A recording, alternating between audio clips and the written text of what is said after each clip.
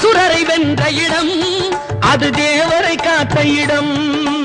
ஆவணி மாசையிலும் வரும் ஐப்பசி திங்களிலும் அன்பர் திருநாள் காணும் இடம், அன்பர் திருநாள் காணும் இடம்.